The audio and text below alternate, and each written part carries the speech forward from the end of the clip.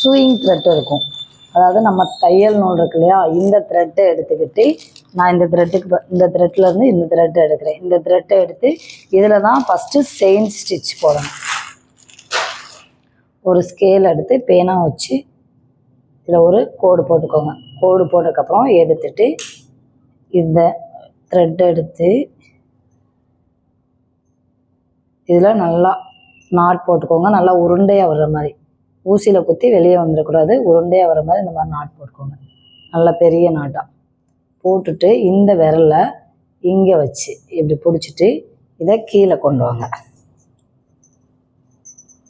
சரியா? கீழே கொண்டு வந்து மேலே, இப்போ மேலே கொண்டு வாங்க.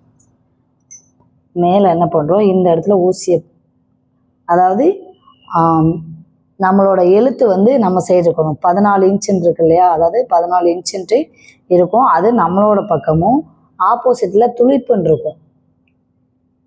என்ன காட்டுறேன், நம்பர் இருக்கு இல்லையா, நம்பர் வந்து நம்ம பக்கம் திரும்பி இருக்கணும். ஆப்போசிட்டில் துளிப்புன்னு இருக்குல்ல, அந்த துளிப்புன்றது ஆப்போசிட்டில் இருக்கணும். அப்போ தான் அந்த கொக்கி வந்து கரெக்டாக போய் உள்ள நூல் எடுக்க கரெக்டாக இருக்கும். எடுத்துட்டு ஆப்போசிட்டில் குத்தி கீழே ஒரு தடவை ரொட்டேட் பண்ணிட்டு லைட்டாக ரொட்டேட் பண்ணி எடுக்கணும்.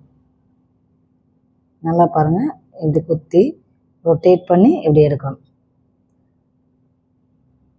இந்த சைடு குத்தி மேலே கூட இப்படி டைரெக்டாக எடுத்திங்கன்னா அந்த போயிடும். இதை லைட்டாக ரொட்டேட் பண்ணி எடுத்தோம்னா கையில் வந்துடும். இப்படியே மெதுவாக பக்கத்தில் எவ்வளோ பக்கத்தில் முடியுதோ அவ்வளோ பக்கத்தில் போடுங்க. அப்படியே கீழே கொண்டு வா. கீழே எப்படி சுற்றணும்னா, இப்போ நான் இப்போ குத்துறேன் பாருங்கள். ரொட்டேட் வந்து இப்படி தான் இருக்கணும். மேலே ரொட்டேட் பண்ணி இழுக்கிறோம், திரும்ப குத்துறோம், திரும்ப ஒரு ரொட்டேட், அவ்வளோதான். அதுக்கு மேலே சுற்றக்கூடாது. பாருங்கள், அந்த கொக்கியில் போட்டு லைட்டாக திருப்பி எடுத்துடும்.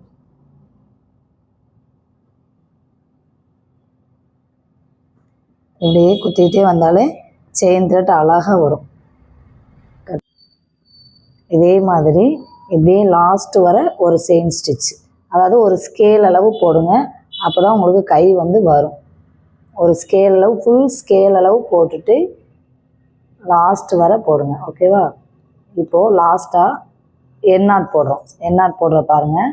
நல்லா இதை இழுத்து விட்டுக்கோங்க. இழுத்து விட்டு பக்கத்துலேயே ஒரு குத்து, அதே இடத்துல செயின் எடுக்கிறோம். எடுத்துட்டு உள்ளே விட்டு, அந்த உள்ளே ஒரு நூல் இருக்கு இல்லையா, உள்ளே விட்டதை அப்படியே கொக்கி வச்சு பிடிச்சிக்கிறோம். தெரியுதா? பிடிச்சிட்டு அந்த மேலே இழுத்து விட்டதை கீழே கூடி இழுக்கிறோம். சரியா? இதை நான் தனியாகவே எண்ணாட் போட்டு காட்டுறேன். மேலே செயின் போட்டுட்டு 2 டைம் செயின் போடுங்க. நல்லா இழுத்து விட்டுட்டு பக்கத்தில் ஒரு டைம் குத்தி எடுக்கிறீங்க. எடுத்ததுக்கப்புறம் இதுக்குள்ளேயே விட்டு அந்த கீழே இருக்கு இல்லையா, அந்த நூலை கீழ் நோக்கி, அந்த முனை வந்து இந்த முனை வந்து கீழ் நோக்கி இருக்கணும். கீழ் நோக்கி இங்கே இருக்கிற நூலை பிடிச்சிக்கிறணும். பிடிச்சிட்டு மேலே உள்ள நூலை இழுத்து விட்டுறணும். ஓகேவா? இப்போ இன்னொரு டைம் போடுறேன், பார்த்துக்கோங்க.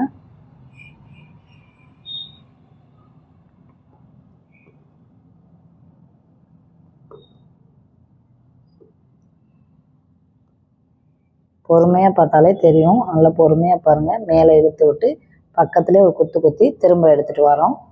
எடுத்துகிட்டு வந்துட்டு அந்த உள்ள நூலை பிடிச்சிக்கிறீங்க. உள்ள நூலை கொக்கியை வச்சு பிடிச்சிட்டு மேலே இருக்கு இல்லையா, அதை வந்து கீழே கூடி, கீழே பாருங்கள், கீழே எப்படி இழுக்கிறேன்னு பாருங்கள்.